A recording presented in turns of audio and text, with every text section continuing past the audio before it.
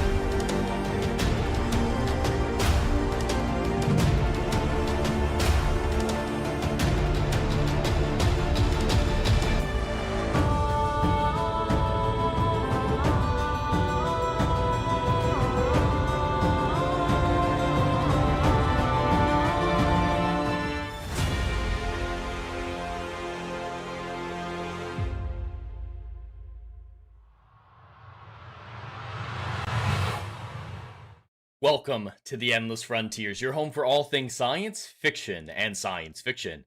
I'm your host, Jed Morgan, and welcome in to episode 5 of the Write or Flight podcast. It's so great to have you all here, whether or not you're watching on the YouTube or Kick side.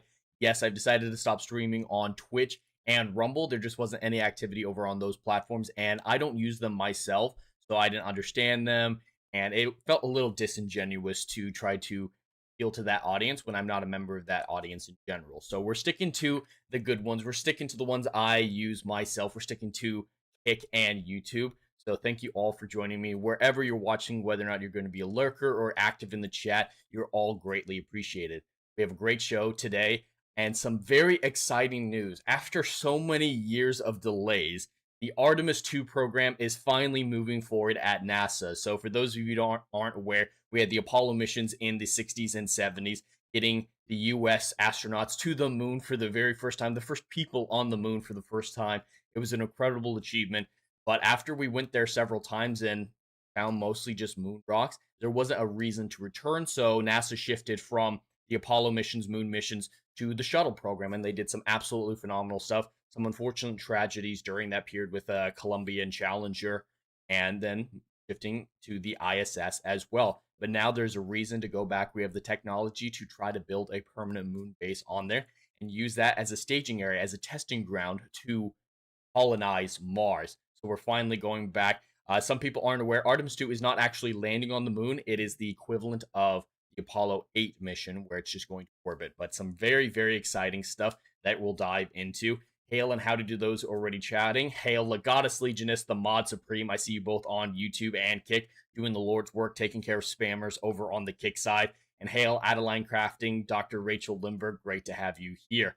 Let's jump into the first topic, the first news story of the day. And we've got a couple of those, a little micro review, a discussion topic, and a StoryForge chat choose your own adventure. So this is actually a jam-packed stream. So let's move forward and get going with this first story. All right, we're starting out with this article from the Ground News, just puts everything together real nice. Rogue planet mass and distance measured for the very first time. This is an incredible achievement. So for those of you who aren't aware, rogue planets are planets that have been ejected from their solar systems for one reason or another, usually collisions, unstable orbits, or in extreme cases, it's theorized that a supernova or something like that could cause this destability in a star. So this is a planet that is no longer part of a solar system, went outside its heliosphere, and is wandering the galaxy on its own, looking for a new home. They're kind of tragic stories, these rogue planets. There's a few different names for them, but rogue planet is a very effective one. And sometimes they can briefly brush against solar systems, and it's theorized that they could end up in another solar system, get captured by that star's gravity, and come into an orbit. So rogue planets can find new homes, at least according to the theory. Problem with measuring anything when it comes to rogue planets, even finding rogue planets, is the primary method that we use today to find planets in general is through lensing. That's when a planet passes in front of a star. We're looking at that star. We see that slight dip in the light, and we can zoom in enough that we can start measuring the atmosphere through the lensing process, figuring out its mass and everything like that. But planets, since they don't illuminate very much, it's hard to see them on their own. Even our own solar system's planets, we're barely able to see those in certain conditions. Outside of our solar system, there's no planet that we're going to be able to see with the naked eye or with the telescope at it. So this lensing method is essential until finding exoplanets. Problem with rogue planets is they're not near enough to a sun to really lens with it. And even if they do lens over it, pass in between us and the star, it's a single event. Most exoplanets we study after multiple rotations, and that's how we figure out its size, its mass, its distance from its star, is these repeated measurements of the multiple orbit passes. Rogue planets we can't do that with, but we've gotten incredibly lucky with this. In a new study published in Science on Thursday, this team measured a free-floating planet's mass at 22% of Jupiter's and its distance of 9,785 light years.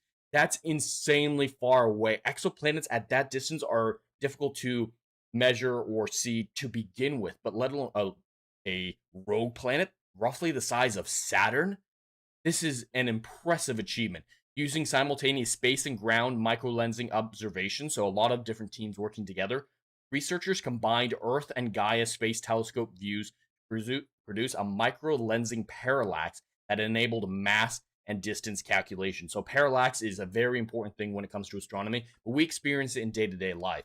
It's how astronomers measure distances, stars, galaxies, everything like that. But have you ever been driving down a freeway and you see the signposts right next to you are whizzing by, but the mountains in the distance seem like they're not moving all that much? That's parallax. So if you take those signs that are really close up and that mountain that's really far away, with the right calculations, you can calculate the distance between that signpost and that mountain.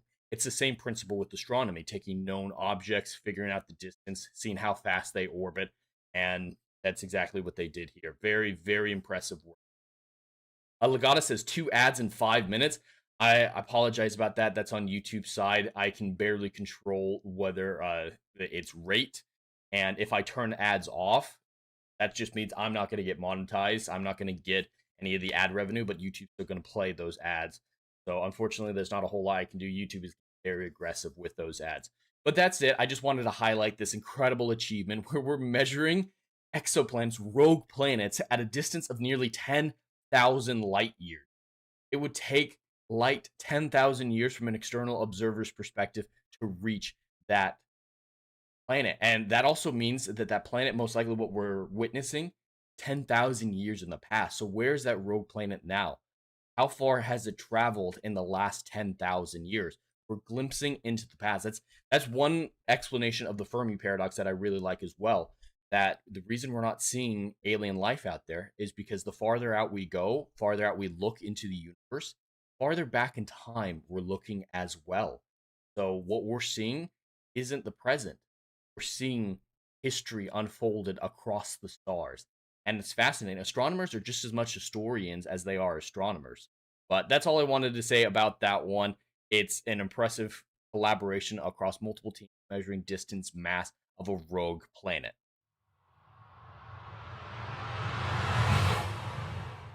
I don't know if anybody else cared about that, but that's fascinating to me. I've written about rogue planets in my stories. Rachel has read Iris, the third book I'll most likely publish, maybe the second book. The order of the publication doesn't matter a whole lot with these books as they're standalone projects. The only ones that are important is Jovian Abyss has to come before Iris. But in Iris, there is a rogue planet that is discovered, and some research done on it, and I really enjoyed doing the research for that, figuring out how these rogue planets operate. It was a hypothetical rogue planet that I came up with. I was passing the first solar system a few hundred years in our future. But yeah, rogue planets, they're a tragedy. It's very sad to see a planet ejected from its solar system and stuck roaming looking for a new home. So I dove into that kind of tragic wanderer feeling, that sequence, Iris, and I can't wait for you all to read that. But I rogue planets are just as fascinating, if not more so, to me than exoplanets. Yes, exoplanets, if you're lucky, you might find one that could sustain human life on it, but it's a lot of dime dozen type situation. A lot of Jupiter like gas giants that we've discovered. That's because they're huge and they're easier to detect than smaller rocky planets. But exoplanets, we've discovered thousands and thousands of them, and there is variety in them, but not not enough, in my opinion. It's just not enough to fascinate me personally. I'm sure there's so much exciting stuff, and exo moon research is starting to finally become a thing with like the Cool Worlds team trying to find exomoons. Fascinating, but rogue planets don't have the same tools. It's so much harder to find. And what happens to the ecology, the geology of a planet that no longer has its star providing stability for? It's just absolutely fascinating to me. But that's the first topic. Let's see how far are we in. We're about 12 minutes into the stream. I think it's all right if we move on to the next topic. Might as well. And this is what I already talked about it a little bit in the beginning. But Artemis 2 is finally moving forward. So yes, Artemis is the program NASA is doing to try to get back to the moon and hopefully someday use it as a staging ground, training ground for getting Mars. But in the short term, think of it as the follow up to the ISS. They really want to make a stable lunar base there. But first, we have to test out the equipment, make sure the Orion spacecraft, the SLS rocket, and everything like that works properly. So that's what the Artemis 2 mission is going to be doing. It's going to be testing out the SLS, make sure all the astronauts are fine. There's going to be tests in orbit for the Orion spacecraft, and then they're going to go to the moon, orbit it once, and of course, there's going to be a blackout while they orbit it on the dark side, and then come back. So this is the equivalent of Apollo 8, but it's an essential step in the testing to make sure everything is safe, effective, and working.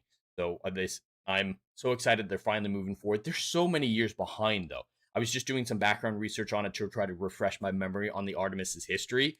Artemis 2, at one point back in 2019, they were talking about it being launched in 2022. So what's happening now was supposed to happen in 2022. And Artemis 3, the next one where they would actually land on the moon's south pole, which I believe that plan has changed because the Japanese have already made it to the south pole, was supposed to launch at the beginning of last year according to the original plan. So they're at least 3 years behind.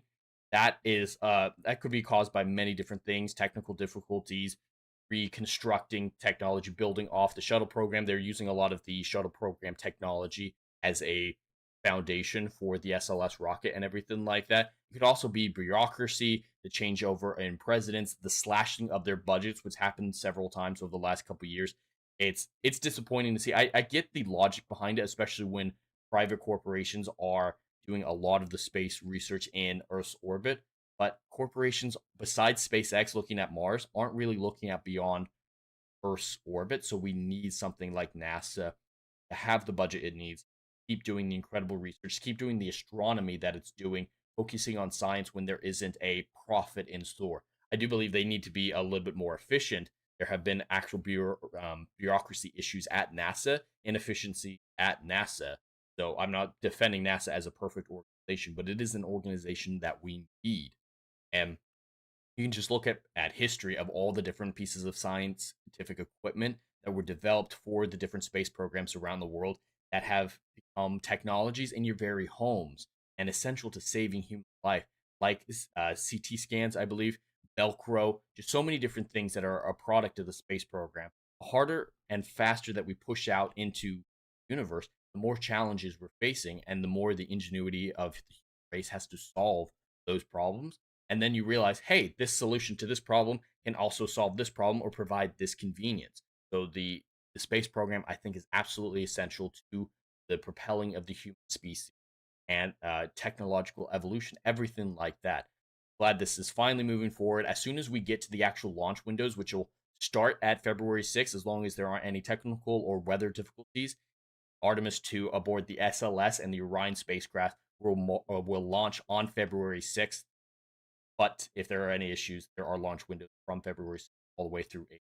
So whenever it comes up, though, I will be live streaming the actual launch and any phases in that journey that we can, being when the astronauts call in and everything like that. I don't know much about these 4 astronauts that are going. I know some people were calling it woke based on the diversity of them, but it's not that diverse. And I don't know enough about them to say whether or not they're qualified. At this stage, I'm going to assume that they're qualified, though, until I hear otherwise.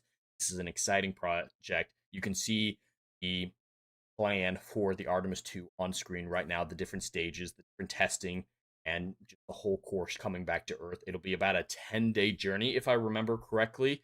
The 4-day journey there and 4-day journey back, I believe. So, and then days in orbit and whatnot. So 10-day mission to space. Very exciting thing. And I look very much forward to seeing how the Artemis 2 pans out.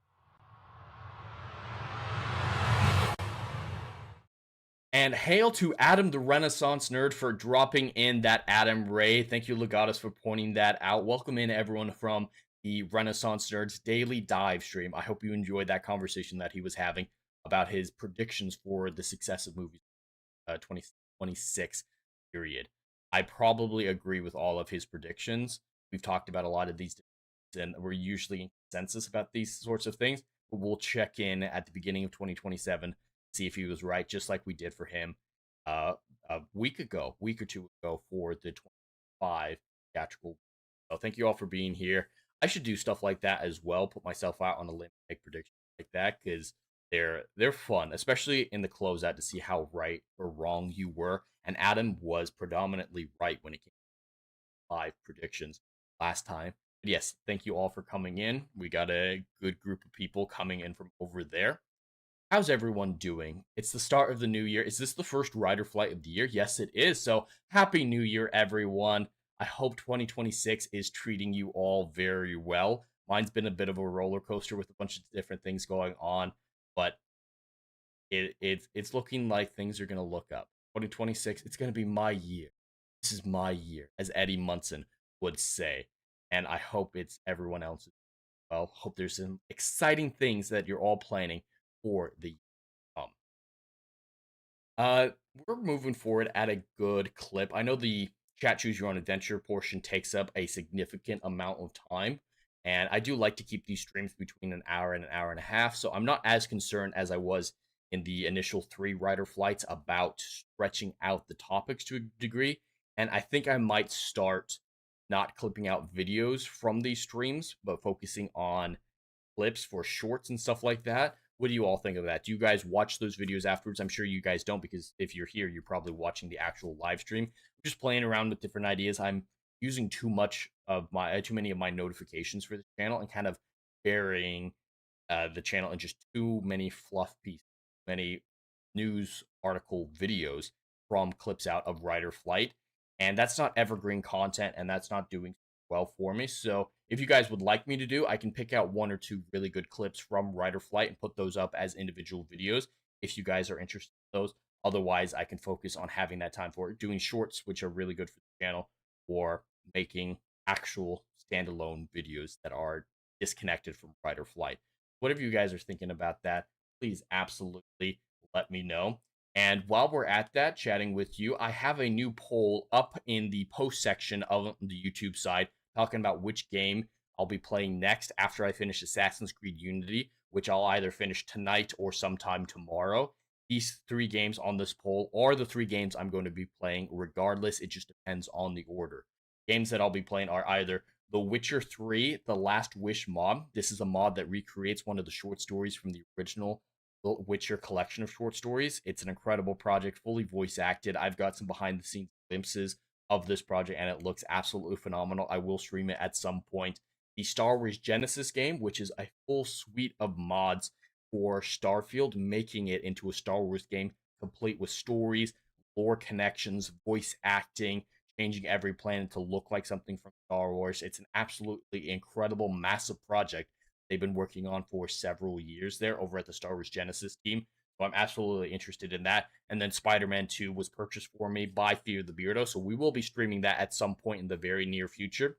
But I wanted to give some options to everyone. So if you have an opinion about those three games, please absolutely go to the post section of my YouTube channel to vote. Right now, Star Wars Genesis has a commanding lead with 63% of the vote. So that one will most likely win, but there's still time. If you guys have something else you want me to play, absolutely go check that out.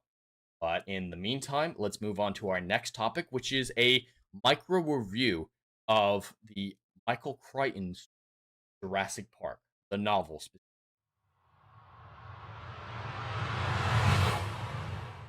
So the Jurassic Park story is one that I've loved for a very long time. The first movie I think is absolutely incredible, and I have very mixed feelings about all the sequel Jurassic World films. I despise The Lost World. I think three's all right. Jurassic World 1 is a lot of fun, but it's not that well written. The Fallen Kingdom and Dominion are hot, steamy garbage. Some of the worst things my eyes have ever laid upon.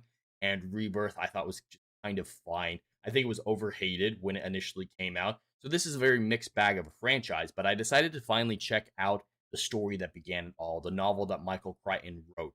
And I've heard stuff about it over the years. I know there's a raft scene with the T-Rex in it, and that the story's a little bit different, that the scene from the beginning of Lost World on the beach is included in this story rather than the sequel. I've heard a few things about it through osmosis.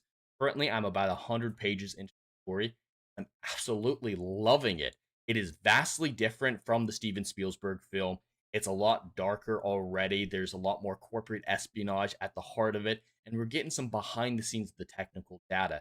I think this story is definitely more attuned to adults, whereas the movie is more attuned to teenagers, young adult audience, like being appropriate for them.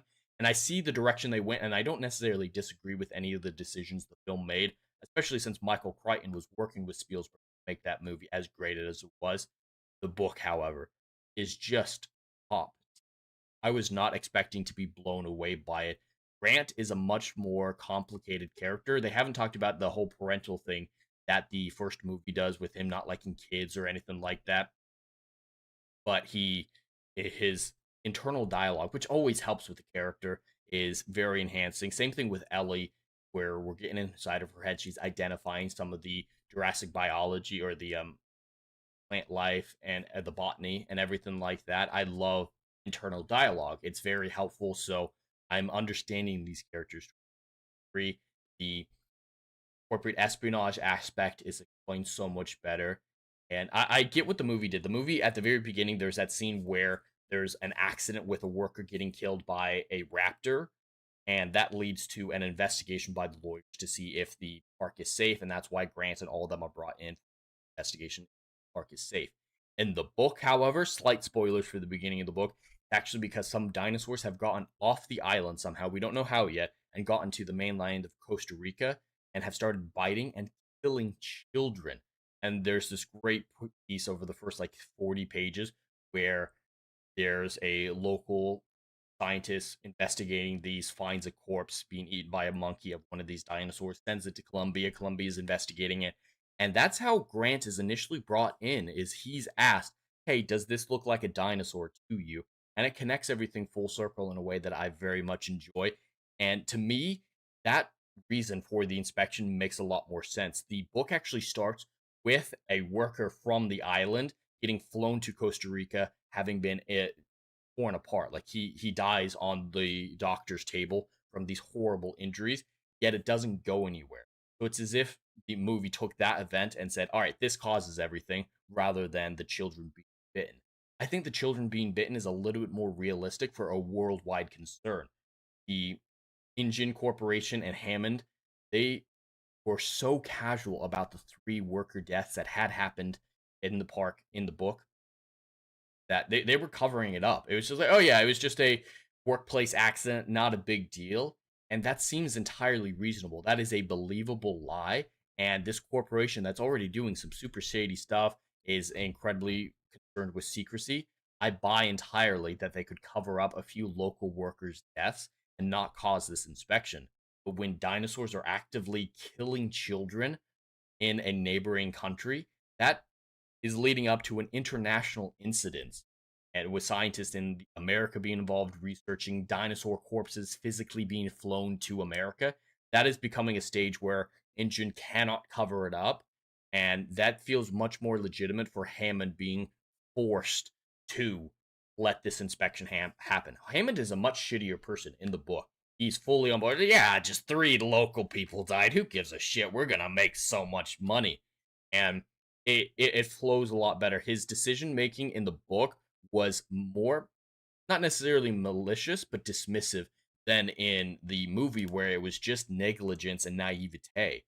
So I think the plot so far is a lot more sound in the book, and I'm a lot more intrigued. I would love to see an accurate version of this book. I still love the movie. This book isn't degrading my love of the movie in any way, shape, or form. You can see the heart and soul of the book still in the film, and that's mainly because Michael Crichton was involved in both.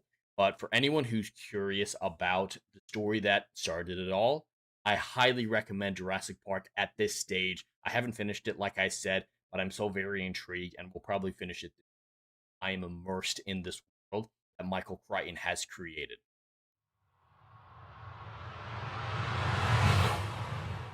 So yeah, that was just going to be a quick little side conversation. Just wanted to highlight what I'm actively reading. That was part of what I originally wanted to do with the show is talk about not just news. I don't want to be too hyper focused on talk about the writing aspect of my life and the reading aspect and just the art of story.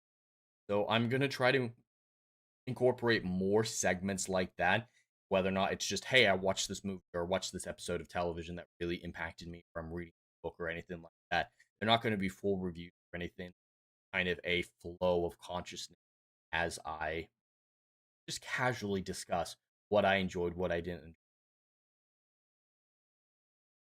literary perspective. Dr. Rachel says the Jurassic movies are interesting. I want to read the book to compare. The comparison is fascinating because they're both of high quality. It's not a normal movie to book adaptation discussion where it's clear the movie is the inferior version, and you're just talking, oh, it could have been so much better if it actually did what it was supposed to adapt the book, like Aragon versus Aragon the movie. That happens so often.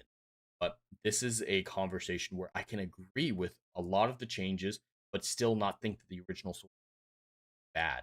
Only other story that I can think of that really holds that balance of being different from the source material, but not better or worse than the source material, and both being phenomenal. The only other example of that is Lord of the Rings. I absolutely love the Lord of the Rings films and the books. The changes that the films made make sense to me, and I agree with almost all of them. There are a few that I think are weird. I think Sauron's death in the extended edition is weird as all hell, but for the most part, I see them as fairly equivalent in overall quality, both great, and the changes made between one and the other understandable, not an improvement on what would have been otherwise. Like Tom Bombadil in live action form, I don't think would have worked. So leaving him in the literary makes sense to me. So yeah, these book comparisons, I love it when something like this. They're different, but they're both of quality, and neither degrades the quality of it. You might be more interested in one or two, absolutely. Nice to theorize about how an accurate adaptation will go, but I've never called for 100% adaptation of anything. I understand, just like with Lord of the Rings, there are changes that must fundamentally be made, but the effort is what I care about. Just show me that you're putting in an effort to translate the story, characters, themes, the heart of a story into the new medium. And if you're adapting something, make sure it makes sense to adapt it. Not everything makes sense to adapt it, like cartoons to live action. You're not adding anything to the adaptation like that. But books to movies or books to shows, you're actively adding a physical visual medium. Understand? So it's actually adding something. So just put in the effort. Show me that you care. Show me that you're trying. And right now, with the Odyssey is a perfect example. I'm not seeing Christopher Nolan try to adapt it right. I see adapting wants to make and ignoring the space side. That bothers me a significant. I still have faith in Nolan because he's my favorite director, but I'm also very prepared for the possibility of me absolutely insane. Doesn't respect the source material, the Odyssey, at least in my opinion. So yeah, anyone who says that I or people like me are calling for 100% adaptation integrity, they're lying. We're asking for reasonable integrity, reasonable accuracy, and that's not a crazy thing to ask. Try to make the story as accurate as possible and then make changes as needed, like Lord of the Rings. Lord of the Rings should be the template.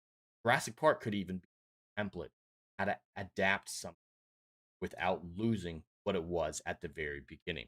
That actually ties into the last discussion piece I wanted to have very briefly. I mentioned it, I believe, on the last Rider Flight, and I've mentioned it several times over the last few months, but I am a firm believer that media literacy is an actual thing, that it has value to our society, and it should not be forgotten and dismissed as a concept just because some weirdo people abuse it.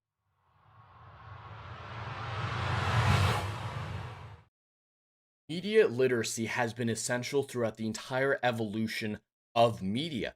From back in the day when there were cave paintings, newspaper, radio, the first printing press, and now to social media, media literacy is essential to understanding what you're consuming, what you're looking at. And if we lose media literacy, it's all superficial nonsense. It's all pretty pictures, it's all flashing lights, but the substance is eroded away until it's meaningless. All the best stories from human history have so much depth and complexity. But if media literacy as a concept is erased, that depth becomes obscure and unknowable. Media literacy, don't think of it as the way that modern political people, if you're using media literacy, warping it for a political agenda, that's not real media literacy. Media literacy is more in line with common sense. Common sense is intelligence you make correct decisions based on the information at hand. Media literacy is the same format, the same muscles in your brain, but just when it comes to understanding a story. How many people have we met who can understand the physical words of a book or a classic or anything like that, but don't understand the narrative of it?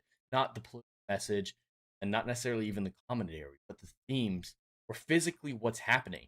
As a more recent and not a great example, but a recent example, there was a scene in Stranger Things season 5 where what's her bucket?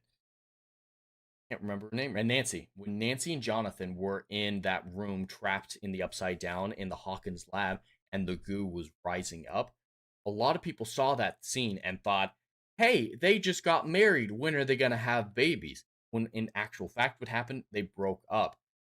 Jonathan got out, hit the ring, and said, in the end, I want that I can make the right decision. It's so bad together. You accept my unproposal, agree not to marry me. She said, I accept your unproposal, and he threw the ring away. Media literacy understands what that is and says, all right, they've broken up. But a lot of people didn't understand that because cognitively they weren't paying attention. There are reasonable reasons not to understand what's going on. So many of them didn't understand because they don't have that common sense mentality to interpret things correctly. That's just a modern, very simplistic example. But there are so many other examples when it comes to 1984 or Animal Farm. Animal Farm's a perfect example. How many people have read Animal Farm and thought it was a critique of capitalism? Unfortunately, a lot of people, because there's currently an animated adaptation coming out this year that is exactly that. Media literacy would interpret it as the author intended. There's so many points where media literacy comes into play and the active plot, themes, motives of the characters. Imagine Lord of the Rings, reading Lord of the Rings or watching it for the first time and not understanding the themes of heroism, of purity, or even of the slight anti-industrialism that Tolkien espoused in his life. Just and not in a political way, just a simple lifestyle, simple life in the countryside, like the Shire, is a valuable thing that edifies the soul. That's in there, but a lot of people could miss that. So I'm very much against letting a few weirdos say, "Hey, you don't understand media literacy because you don't understand why this super gay thing is actually great." When their argument is it's just gay. And now so many people who are against those weird have taken the idea that media literacy exclusively means these political arguments, these political warpings, that and accuse anyone who uses the term, even accurately, like I try to use, as being one of these freaks and weirdos. Like with Zack Snyder, I don't think his films require any sort of media literacy. They're all superficial. They're all action figures being banged against each other, and the scripts don't make any goddamn sense. But when I voice that opinion that they're superficial and use the term media literacy, I'm laughed out of the room. And that happens to a lot of people. Maybe we need to find another term that more aligns with critical thinking. But media literacy is a valuable concept that we cannot be allowed to be watered down by people misusing it and angry people agreeing with that watering down and lashing out at those trying to use it correctly. I don't know what you all think about that. Please let me know in the chat right now if you agree with that, or if you think that we just need a new terminology. Like sometimes you do have to abandon language because it's so warped and its meaning has been so changed. But I think we're at a stage where we can save media literacy. I'm not going to give up. I'm still going to use it as it should be intended. It's a term that's existed for hundreds of years. Plato talked about it. And yes, there were times in the 70s when it was specifically referred to censorship, and that is a misuse of it, just like the current day gay specific misuse of it is. It just means critical thinking, be able to understand the content of a story. I will use it as such until the battle for its use no longer makes sense and is hopeless.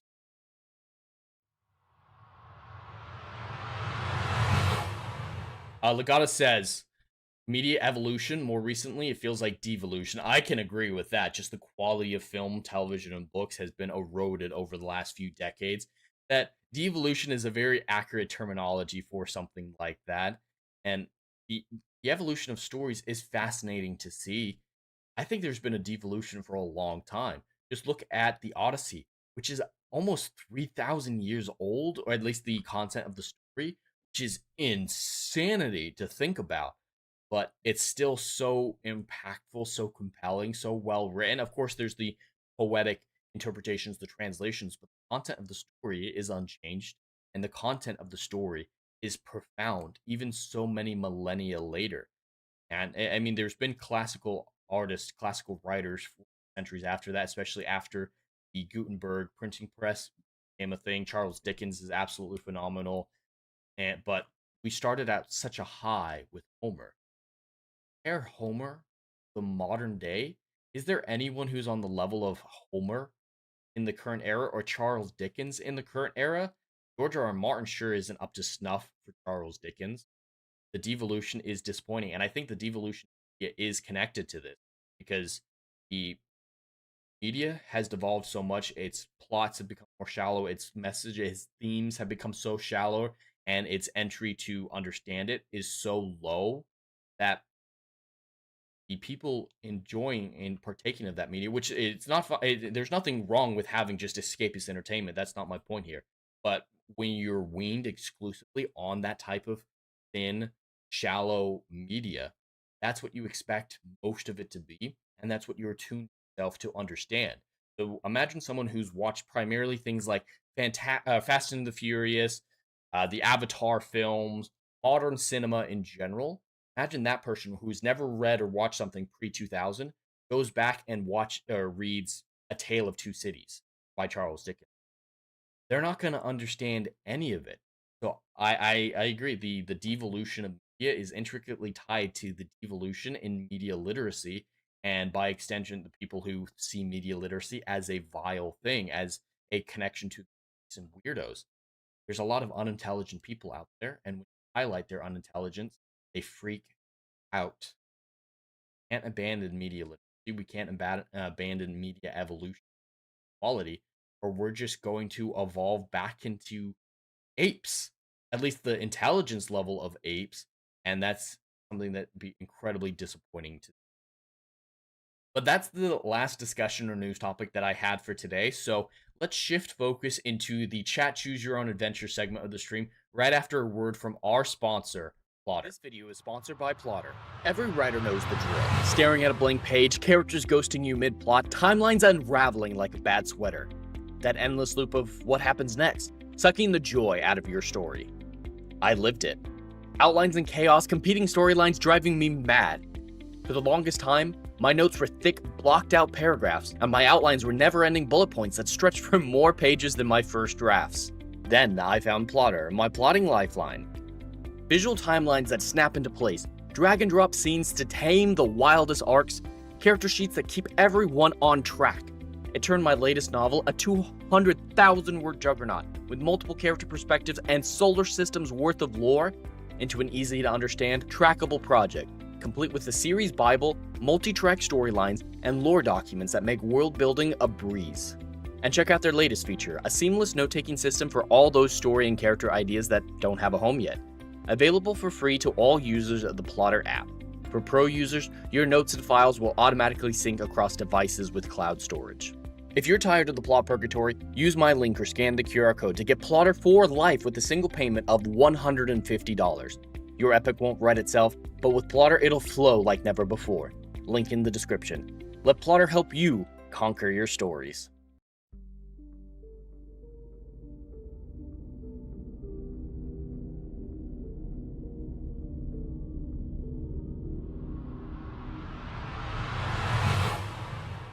All right, and we are back with another Chat Choose Your Own Adventure story where you, the chat, help me write the outline for a short story using a very Mad Lib style format, using a combination of dice rolls and super chats. So what we're going to do, we're going to pick the genre, lead character, setting, theme style, and wild card for this story and craft it out together. So the rules are as follows. During the dice rolling section, any super chat starting at $1 can override any dice roll. So if I roll a 4 and end up doing a romance and you don't want to write a romance with me today, the highest super chat starting at $1 can override that dice roll.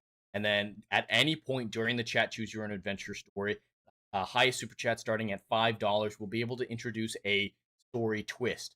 So if we're in the middle of it, we have a story, we're flowing like the Princess Dragon story of last week, and we're halfway through, and you're like, you know what, this is a little boring. Let me send $5 to make a giant tentacle Daisy Ridley monster show up and start killing everyone. I have to integrate it, and we can have some fun trying to make these work together. But let's dive into it right here. I hope you guys can all see the new layout that I'm testing out for Chat Choose Your Adventure. I'm watching the chat, and there will be free spaces. So these chat choice segments in every section, they're free spaces where super chats don't need to be used to influence the story. If it rolls on a chat choice, I will be monitoring the chat, and anything that I see as a general consensus will be used in place of the dice roll. So let's start with genre. Our options are science fiction, fantasy, mystery thriller, romance, parody, and of course, chat choice. So let's give this dice a roll. 1, we're doing science fiction again. All right. I mean, we did, what was it, fantasy last week, so we can do science fiction again. Not a super big deal. All right, now we're moving on to lead character. Our options are bounty hunter, prophet, narcoleptic, lawyer, homeless person, and chat choice. Right now, just real quick, I'm going to be hitting a audio device. Can I do that? The dice roll system actually has sound with it, and I want you guys to be able to hear that sound. Not because it's particularly entrancing or anything like that, but might as well. Perfect. All right, you guys should be able to see it. Science fiction again on a sci-fi channel. Rigged. I know. It is what it is. Oh, and also I'm considering adding some music in the background of these streams. If you guys are interested, I can actually do that right now, try to figure something out, or we can figure it out for another time. All right, lead character, bounty hunter, prophet, narcoleptic, lawyer, homeless person, and chat choice. We have here 2. A prophet. Okay, a sci-fi prophet, getting very Deep Space Nine here. We've also got settings now, present day, past, future, non-human, alternate universe, and chat choice. If it's future, it's going to be so disappointing. It's almost all the same dice rolls as the werewolf story from a couple weeks ago. I might need to check if these dice are weighted. 3. It's fucking future?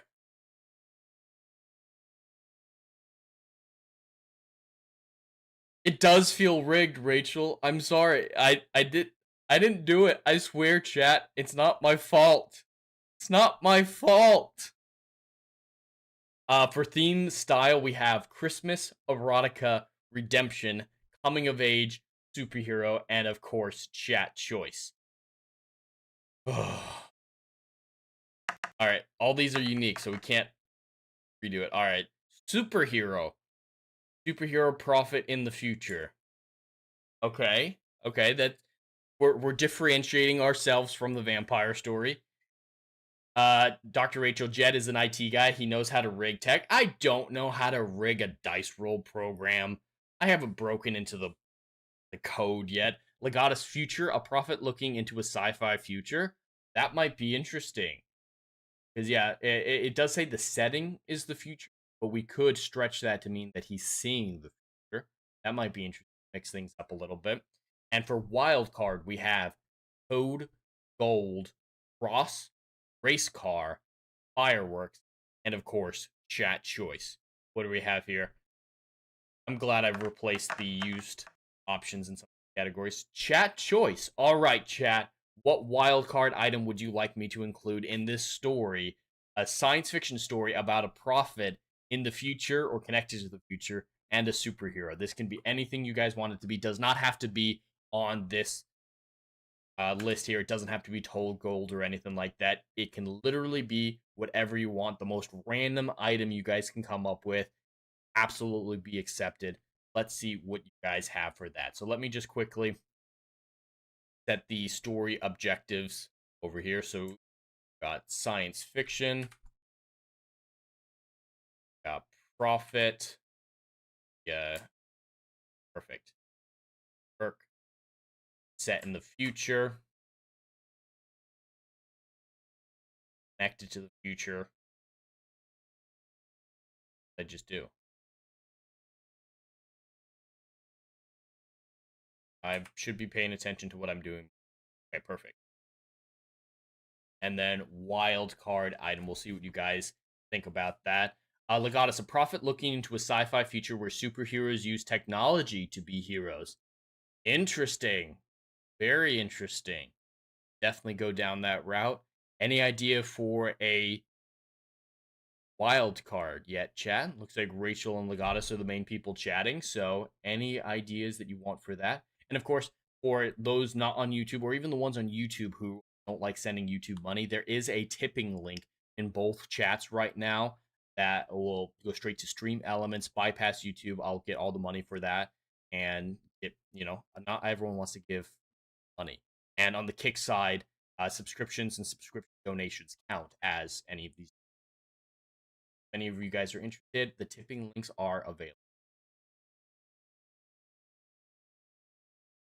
A wild card. Let's start out. We can start out doing the outline while you guys figure out what you want for the wild card item. Get 3 segments. How many chapters we? Oh, a science fiction story about a prophet in the future being super.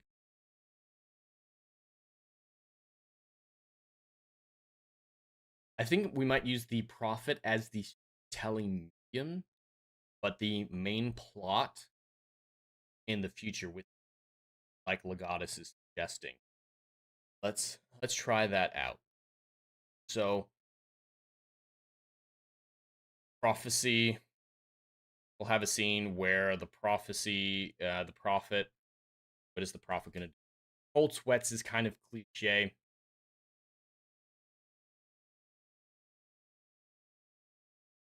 I want to go for a real dramatic moment. Legatus says, Rachel, you pick how the prophet looks into the future, crystal ball, looking into a cauldron, using magic mushrooms, etc. Okay, that might be a good wild card item. I was thinking about having prophet going around about his day-to-day life, and it seems like the world freezes, and then the world around him, and he walks through it as a silent, not necessarily using an item. But if you guys want an item to be the source, like a crystal ball or something like that, cauldron, absolutely right what I'm thinking here. But Prophet. I don't want to do a hermit because that's fairly cliche. Dr. Rachel with the $2 super chat saying wild card item a spyglass to prophesy with. It was a chat choice, Rachel. I appreciate the super chat, but there was a free space, so you did not have to super chat to get the spyglass in there. But I appreciate the donation nonetheless. All right, so we're gonna go with the spyglass as the item to prophesy with. So let's have it where let me think. Spyglass. We could go cliche and like it's a kid who finds it in parents' attic or something like that.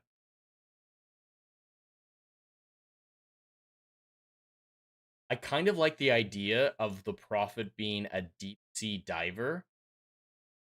He's researching sunken pirate ships, and he finds this immaculately packed spyglass, takes it out of the water, and starts using it. And we could even incorporate a curse into it. It's you're destined to drive yourself mad trying to stop the future from happening, creates it happening, and leads to why the pirate ship crashed or sunk. You guys like that? Bored with it? All right. Uh, deep sea diver finds a pirate ship, inspects it, finds a spyglass in perfect condition.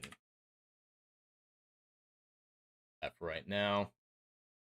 If this does lean into fantasy a little bit with the way that it's set up, but Prophet is already a mystical than science. First glimpse. I did miss that entirely. Spyglass is intricate with unknown technology. We'll make it technological. Hot to touch.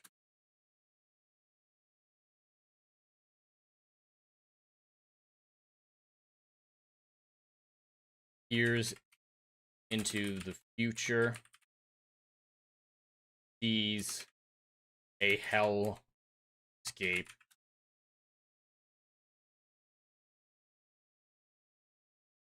Hellscape of a world where heroes and villains, just superpowered individuals, are pretty much everyone that's left. Of heroes and supervillains fighting. Torched world. No one left.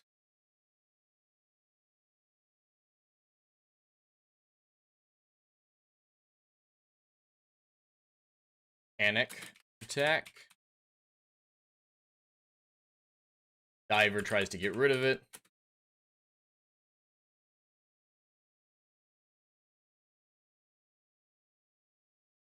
Can't let it go. And as a reminder to chat, if we reach the super chat goal threshold of $100, I will schedule a second stream this week where I'll actually write out this story, and my lovely wife, Dr. Rachel, will craft some exclusive artwork for it. We'll actually make the short story, do some beautiful art, cover work for it, and everything like that, and you'll all be able to do that writing process and then get your hands on the short done. Currently, the first Chat Choose Your Own Adventure story, Karma Sutra, is available to all members of the YouTube channel, and the links are included. I'm a member. Access that short story at your. But can't let it go. Keeps watching. We'll have him see a rich guy he knows ruling the ashes in the future.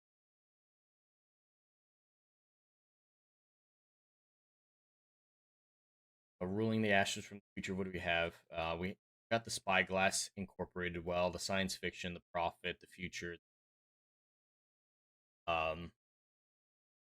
Rich guy, he knows he's ashes. Diver, becoming obsessed. All right, I think that's a good point for chapter 1 and then chapter 2. Dr. Rachel said, if you want to see artwork for this spyglassing using Prophet of Sci-Fi superheroes, let Jed know with the super chat. Yes, absolutely. Thank you, Dr. Rachel. All right, chapter 2. World of superheroes. Superhero battle. I want to have a good action set piece somewhere in here. Heroes lay siege to villain stronghold.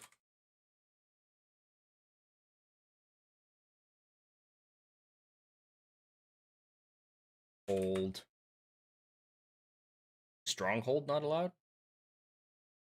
Lay siege to villain stronghold. Action set piece. Heroes. Void.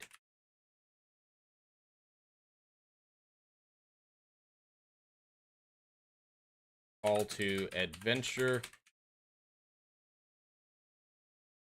Diver believes it's up to him. It's up to him. Stop this future from happening.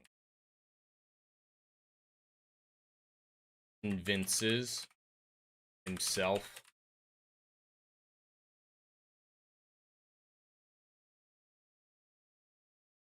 investigation. This is looking like a little bit more of a simple story than we've done in the past, but I still really like the themes of it. All right, investigation. Diver investigates rich guy who becomes monster, trying to get close to him.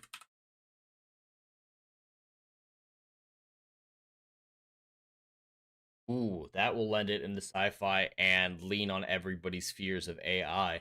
I'm thinking that he does get close to this guy, kills him to prevent the future from happening, but because this guy's rich and technologically savvy and stuff like that, his company tries to save him by putting his physical in a mechanoid suit, brings him back to life. A little bit of Doc Ock type thing. Transition starts to drive him mad, and that's where it ends. He's the divers actively created the villain he's tried to just prevent from happening. Trying to get close to him, finds a way into rich guy's tower. I want to include a little bit of prophecy in here. Preach. Diver starts preaching about coming doom. No one listens. No one else can see the future in the spyglass, making him paranoid and isolated. What else can he do? All right, so that would be a little bit of the second act low point, and then he figures out, all right, I'm going to take the fight to him. Assault. Breaks into rich guy's home. A little bit about that before prophecy. Glimpse. Here. Rich guy pioneering cybernetics. I'll actually have the cybernetically based hellscape of cybernetic and villains fighting. Breaks into rich guy's home, kills several people, like he's gone completely insane. Prophesies to rich guy, kills him. Guards kill the diver on his way out. Kill the diver on his way out. Spyglass destroyed in a scuffle.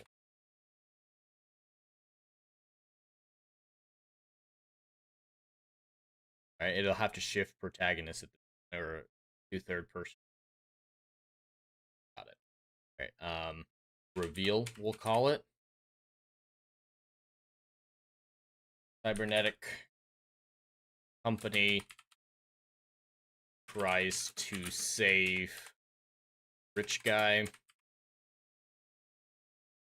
comes back into a half-life consumed by rage. Little guy hurt him again.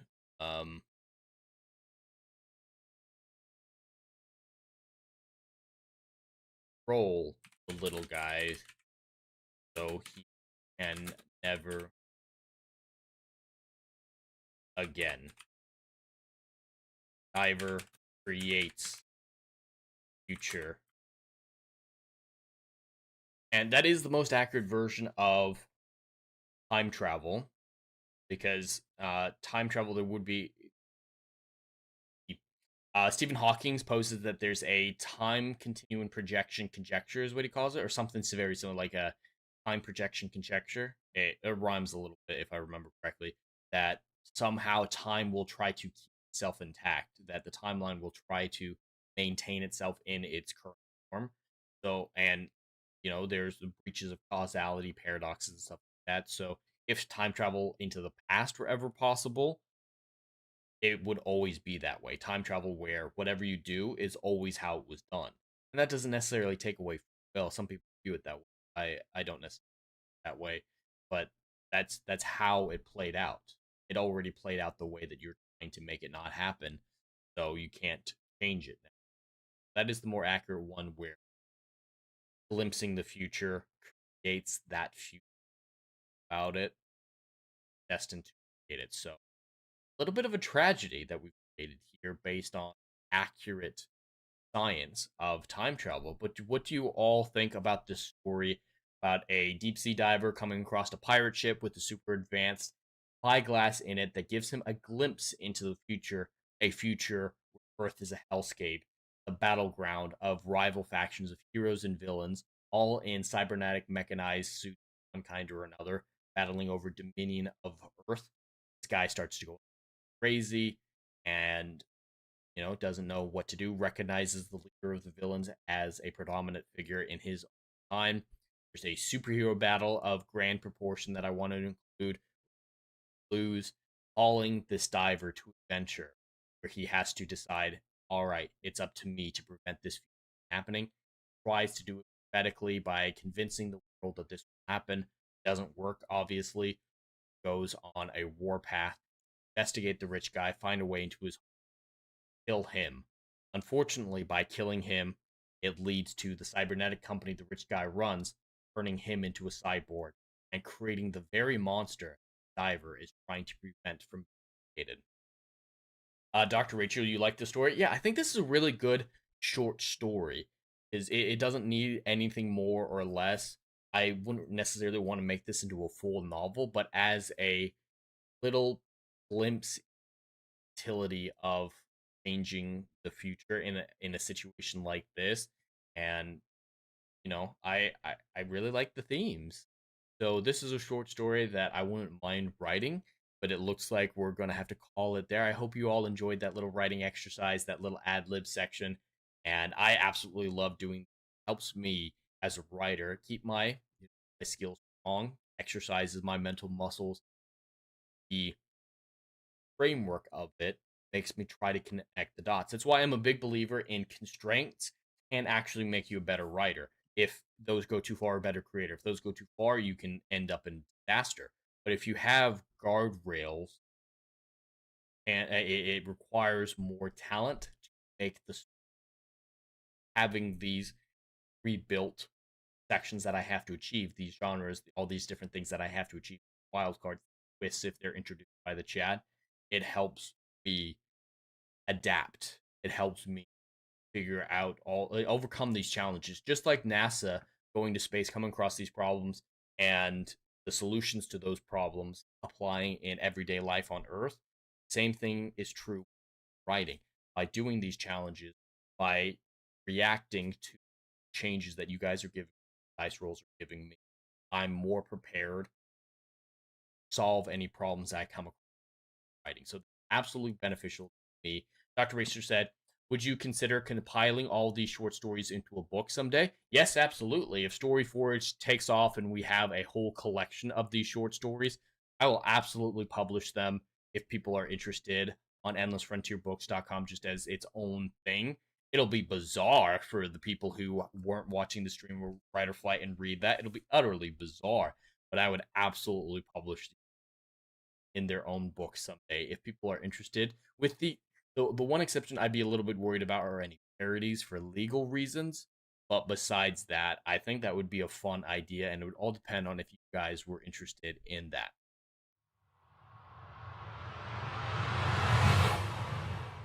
But that's all that I have for today for Write or Flight, episode 6. Excuse me, I said episode 5 at the beginning. We're actually on episode 6, it looks like.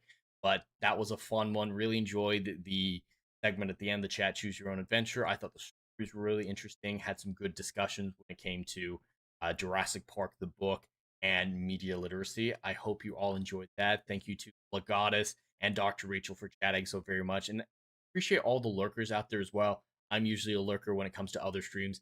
And thank you to the Renaissance Nerd as well for the raid. I'm just checking right now to see if there's anybody that I can raid.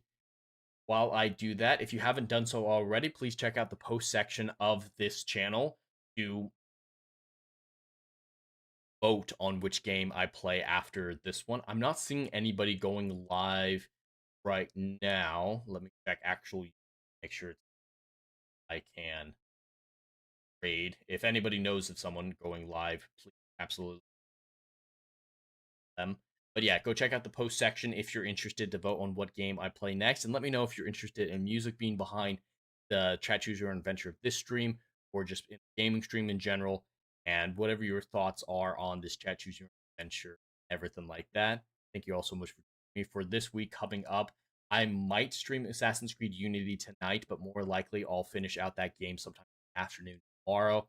I'll probably be on Stream of Consciousness later on tonight on Adam the Renaissance Nerd's channel. I believe that's 11 p.m. Eastern, but I'm not certain on that, so don't quote me. And then Wednesday night, we don't have a time picked out yet. Adam the Renaissance Nerd and I will be playing Jump Space together, doing co-op gaming. I'm very much looking forward to that game. I've messed around with a little bit to familiarize myself with it, and it looks like a hell of a lot of fun. Besides that, just gaming streams whenever I can fit them in, whatever game wins the poll. Then Saturday Night Drive-In this Saturday at 6 p.m. Eastern. We're going to be talking about the Dennis Quaid, Jim Caviezel movie, Frequency. I've never seen it, but we're going to have a great discussion. Don't have any plans for videos, so that's all that I have for today. Again, thank you so much for watching. If you enjoyed the stream, please consider liking, sharing, and subscribing. The more support this channel gets, the closer we are to publishing Endless Frontier novel books. The first short story in those books available now at endlessfrontierbooks.com. Check out The Brighton Pacification now. Till then, thank you all for watching. Have a stellar day and stay